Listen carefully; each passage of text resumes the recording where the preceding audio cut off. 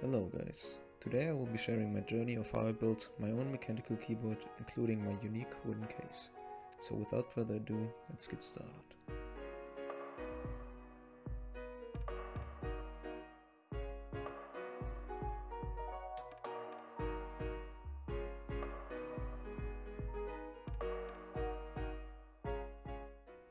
Let's talk about the parts I used first. The PCB I am using is a 65% layout. I got it like most of my other parts off of AliExpress. Talking about switches, I decided to go with Kailh Box Jades. They have a reasonable tactile feedback for a relatively cheap price, making them one of the best budget options out there for me. For stabilizers, I went with original cherry stabilizers, nothing unusual here. To add some spice to the build, I added some cheap white LEDs. The PCB is already equipped with RGB LEDs, so the neutral white color should work very well. In terms of keycaps, I wanted to keep my bluish theme going, so I decided to go with a rather cheap but well-made set of keycaps from AliExpress. Since 65% keycap sets are rare in budget territory, I decided to go with a larger set and risk having unused keycaps. There's not a lot to say about the steel plate, except that it was slightly bent upon arrival. Luckily, that didn't turn out to be an issue.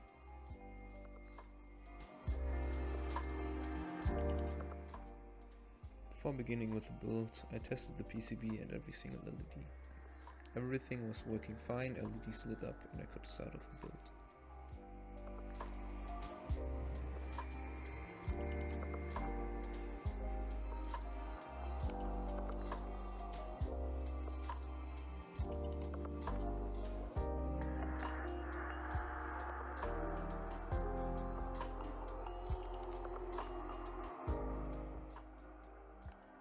Next thing was to unpack the Jade switches and confirm the layout on the AliExpress PCB side. Here I checked which layout would require which size of keys, since I had multiple sizes for multiple keys. With the keycaps unpacked, it was time to loosely place together the keyboard to confirm that the layout was correct before soldering. As you can see here, even though the switches fit into the PCB, the keycaps were pushing each other, stopping the switch from actuating.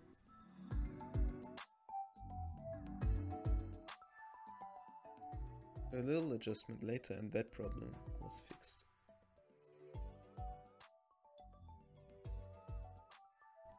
Next up is the part most people are scared of, soldering. Since my soldering is not perfect either, I will not teach you how to solder, but in my opinion it isn't that hard. I first soldered all the LEDs in place, since the box switches will be soldered on top of them. The LEDs have two contact pins of different length. Make sure that you are soldering them on the correct way.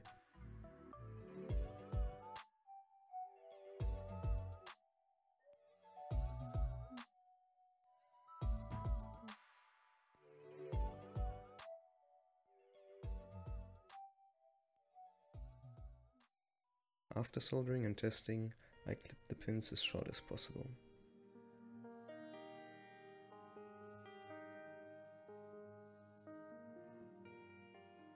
Here you can see them working. The flickering is because of the camera's frame rate.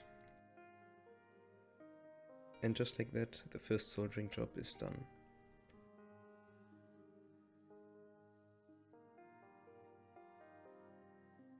Next, I put the switches into the steel plate. This way I can just put the plate on top of the PCB instead of fiddling with each switch, since some force is definitely required to put them in.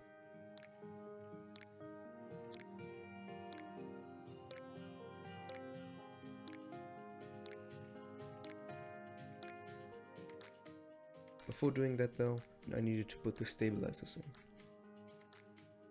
Since these aren't pre-built, I needed to put them together. This part can be seen as base, which will be pushed into the PCB after assembly.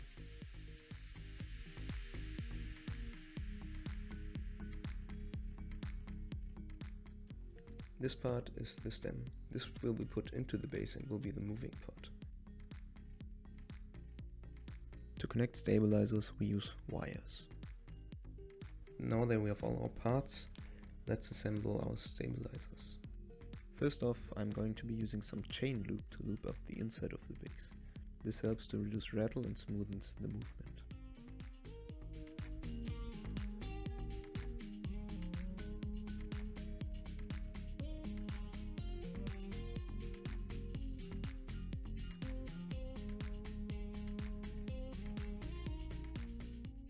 Now I will loop the wire on the sides and in the corners as well. I would recommend going even a little bit further.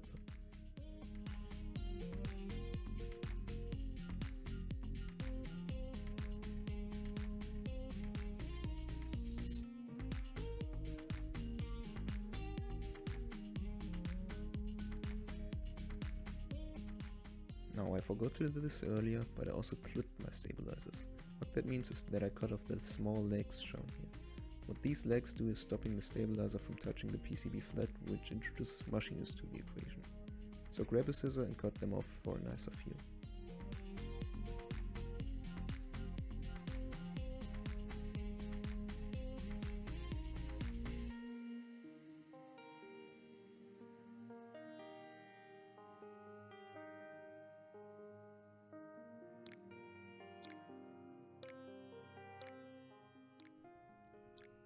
For assembly, I put the stem into the base and pushed it out.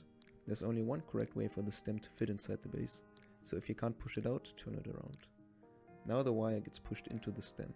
For me, doing this at an angle worked best. I recommend you to check out a full tutorial on this though, as it might be a little tricky first time.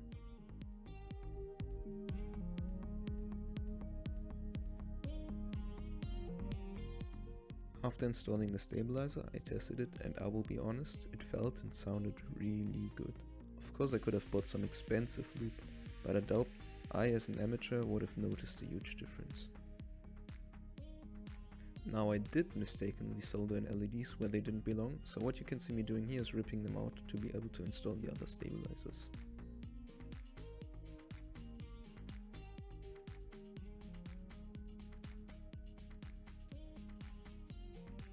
As mentioned before, I decided to just place the switches in the plate. This worked better for me, might be different for you.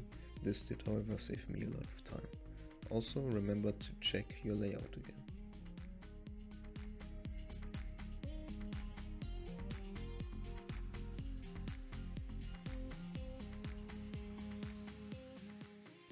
I now soldered in the switches.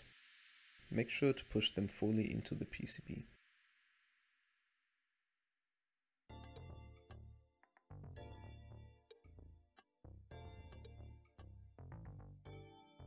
This was really fun, and it is really hard to destroy something while soldering.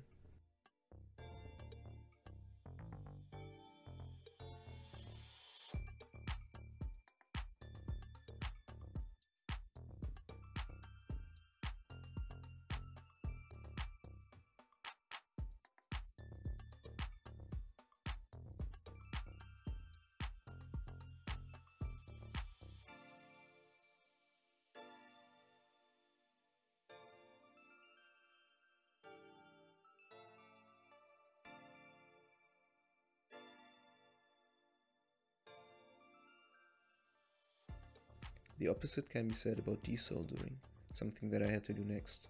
I did not check my layout again, so I messed up the spacing for 2 switches on the right side. This is not something I wish upon anyone.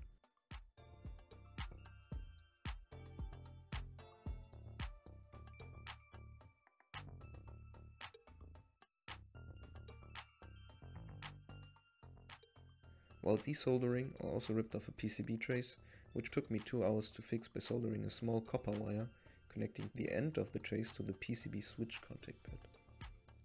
After soldering in the rest and installing the keycaps, I was finally done with the keyboard itself.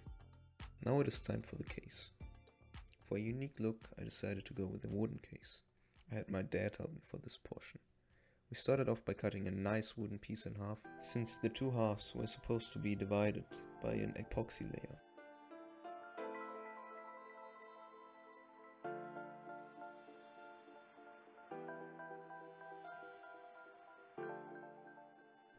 After cutting it to size and measuring where the keyboard would sit, we cut out the required size out of the top piece.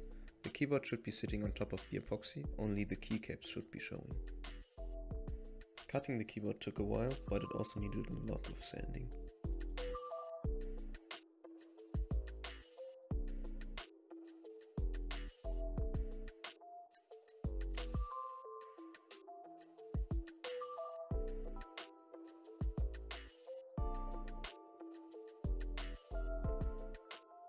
We started off by using a grinder for the rough parts and went into manual mode for smaller waves and the edges.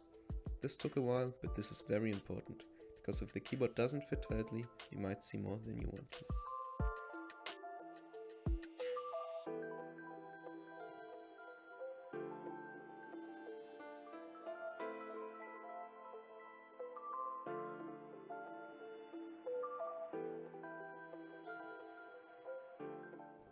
Make sure you also take care of the sharp edges. You don't want to cut yourself on your newly made keyboard. Once the keyboard fit snugly into the new cut top part, we drilled some holes for the nails as space holders for the epoxy.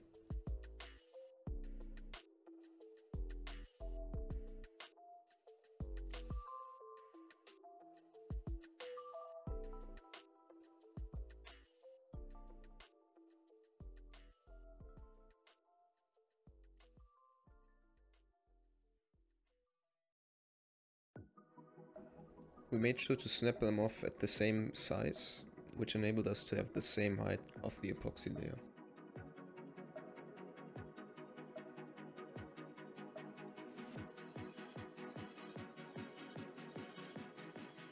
Now we had to make sure that the epoxy stayed inside of the keyboard. It didn't really matter if the epoxy touched the outsides, since we wanted to cut it one more time after it was done.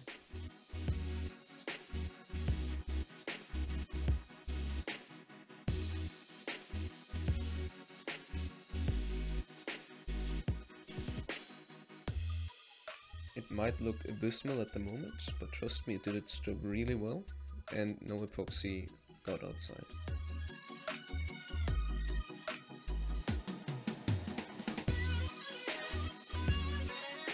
Mixing the epoxy was easy enough given the proportions. Just make sure not to drip anywhere, because once it turns hard it will be hard to get rid of.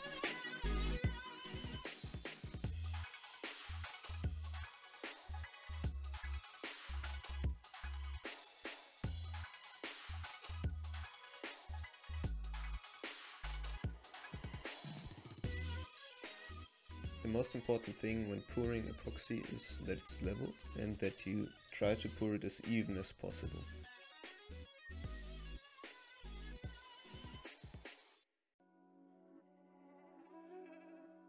After letting it dry, we removed the bag and tape and cut off the excess.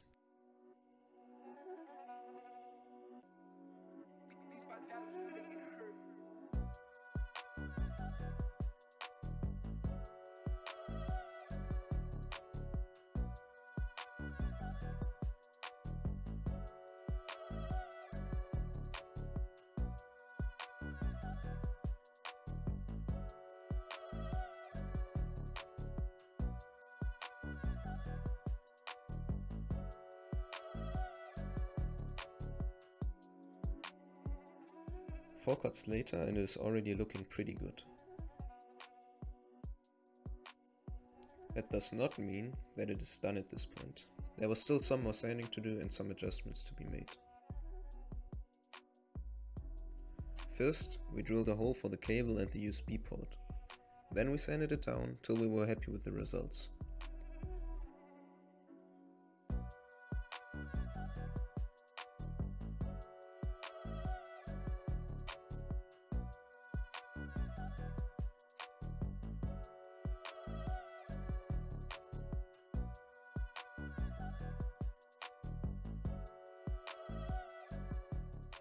But wood really shines when it is oiled.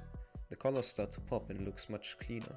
Weirdly enough, it also seemed to clear the epoxy, making it see-through.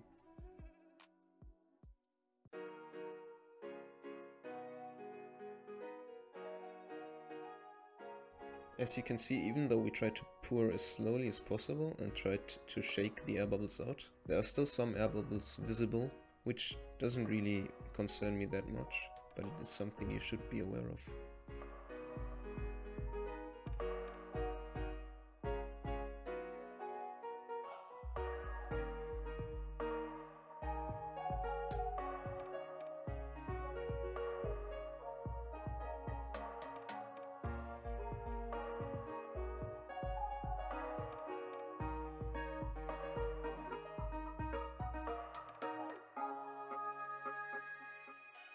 Now it was time to put in the keyboard.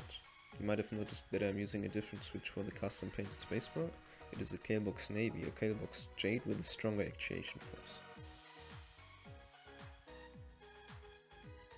It fit pretty well.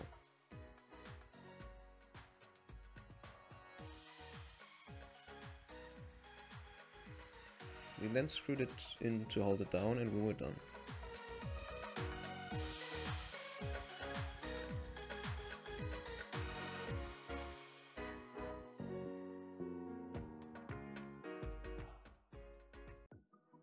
And to be honest, I never expected it to look this good.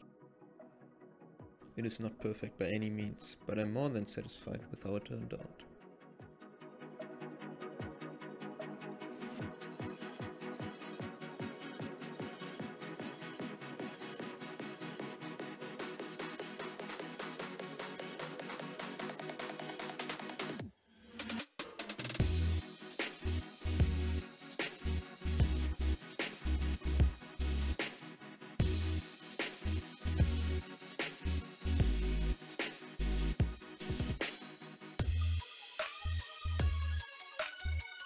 And it doesn't only look good, it also has a nice sound to it, which you can listen to now.